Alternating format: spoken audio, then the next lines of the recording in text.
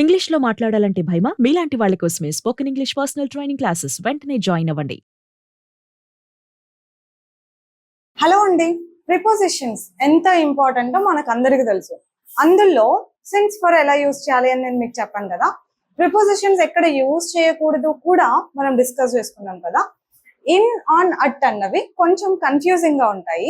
వీటిని చాలా సిచ్యువేషన్స్ లలో యూజ్ చేస్తుంటారు. మీకు నేను చెప్పాను, ఆన్ అంటే మీద, అట్ అంటే వద్ద, ఇన్ అంటే లోపల నేర్చుకున్నామా, అంతే. ఇక apart from that, of course అవి కూడా కరెక్టే అనుకోండి. అపార్ట్ ఫ్రమ్ దట్ ఇంకా వీటిని ఎక్కడెక్కడ యూజ్ చేస్తాం, కొన్ని ఇంపార్టెంట్ యూసేజెస్, ఇవి కాకుండా ఇంకా చాలా ఉంటాయి, అది గుర్తుపెట్టుకోండి. కొన్ని ఇంపార్టెంట్వి బేసిక్ గా అందరూ తెలుసుకోవాల్సినవి ఈ రోజు నేను మీకు చెప్తాను, ఓకేనా. ఫస్ట్ అయితే ఆన్ చూడండి. ఆన్ ఎక్కడెక్కడ యూజ్ చేస్తామంటే, ఫస్ట్ థింగ్ వీక్ డేస్ కి, అంటే మండే, ట్యూస్డే, వెన్స్డే ఇవన్నీ ఉన్నాయి right, Sunday to Saturday.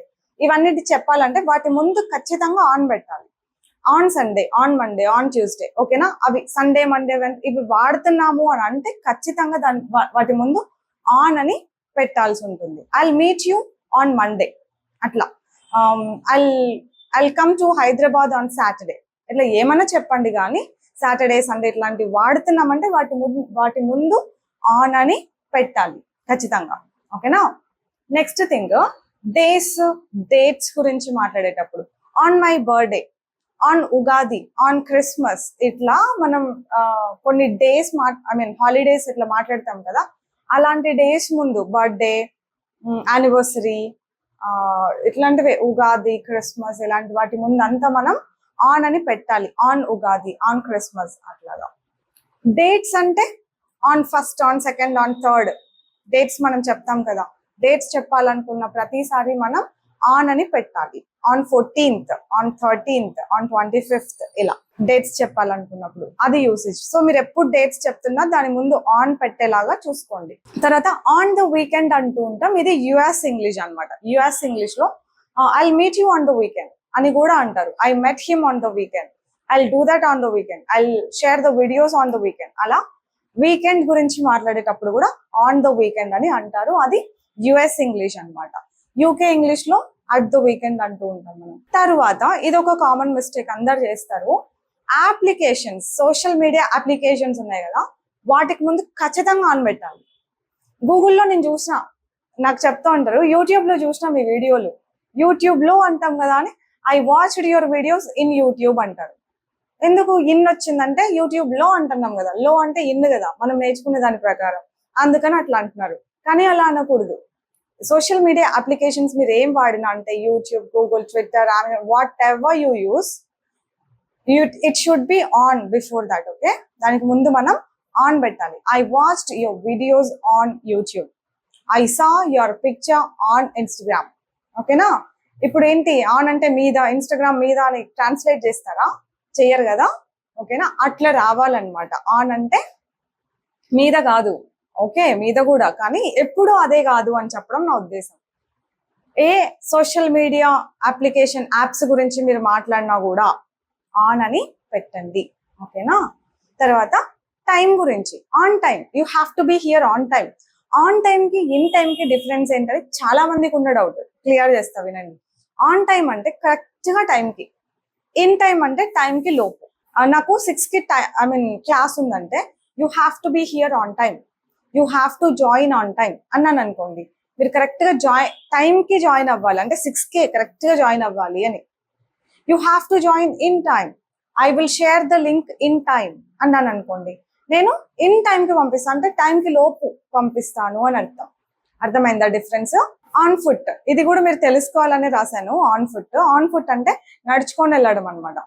By walk అంటూ ఉంటాం కదా, దట్స్ నాట్ బై వాక్ అనకూడదు, ఆన్ ఫుట్ అనాలి. నేను ఆఫీస్ కి నడుచుకొని పోతా అనాలంటే I go to office on foot, by walk కాదు. In fact I walk to office అని అన్నది ఇంకా ఎలిగెంట్ గా ఉంటుంది తప్ప బై వాక్ అని మాత్రం అస్సలు అనొద్దు, సరేనా.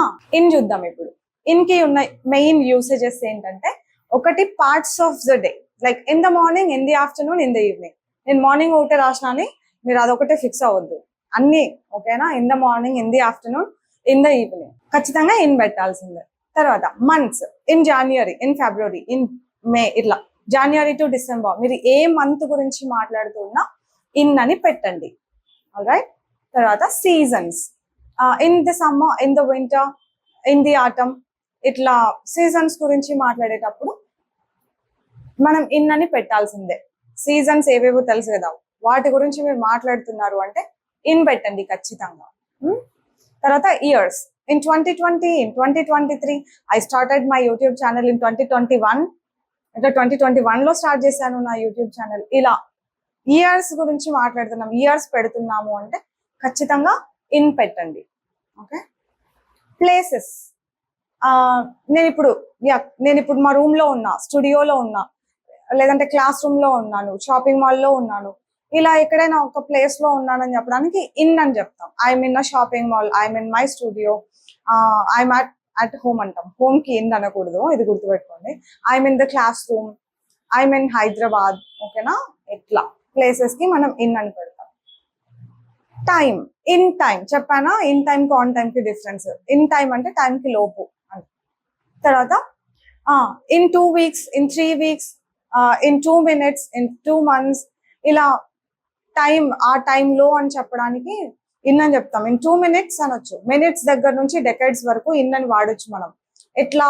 In 2 minutes, in 2 seconds, in 2 hours, in 2 days, in 2 weeks, in 2 months, in 2 years, in 2 decades. Okay. అట్లాగా 2నే కాదు, మళ్ళీ మీరు ఏదన్నా పెట్టుకోండి. ఓకేనా? ఇట్లా వాడొచ్చు మనము అని చెప్తున్నాను. సో ఇప్పుడు అట్ట చూస్తే, అట్టకి స్పెసిఫిక్ గా హోమ్, ఇది హోమ్ అనేది ఖచ్చితంగా రావాలి. మీరు ఇంట్లోనే ఉన్నా కూడా ఐఎమ్ అట్ హోమ్ అని అనాలి తప్ప ఐఎమ్ ఇన్ హోమ్ అని అనకండి. ఇది బాగా గుర్తుపెట్టుకోండి దీన్ని. ఓకేనా? మామూలుగా ఇంకా నైట్ కి అట్ నైట్ అంటాం, ఇది మనకు తెలుసు. I will meet you at night, I eat only chapatis at night, ఇట్లా చెప్తాం. Mid night, don't eat anything at mid night, don't go anywhere at mid night, he called me at mid night. Okay. అలా mid night అని చెప్పినప్పుడు కూడా అట్టనే రావాలి. Noon అని చెప్పినప్పుడు కూడా అట్టనే వస్తుంది. స్పెసిఫిక్ గా క్లాక్ టైం గురించి మాట్లాడేటప్పుడు కూడా మనం అట్టని యూజ్ చేయాలి. ఇది చాలా మంది చేసే mistake. I meet you at 10 o'clock, join the class at 6 o'clock, call me at 5 o'clock. ఓకేనా? I saw you at 7 o'clock. ఇలా ఏమన్నా చెప్పినా టైం చెప్తున్నారు క్లాక్ టైం అంటే దానికి ముందు అట్ట ఉండి తీరాల్సిందే. ఓకే. ప్లేసెస్, ఏదైనా ఒక ప్లేస్ దగ్గర ఉన్నానని చెప్పడానికి కూడా అట్టని యూజ్ చేస్తాం. నేను షాపింగ్ మాల్, ఇన్ఫాక్ట్ లోపల ఉండి కూడా ఐఎమ్ అట్ షాపింగ్ మాల్ అనొచ్చు. ఓకేనా?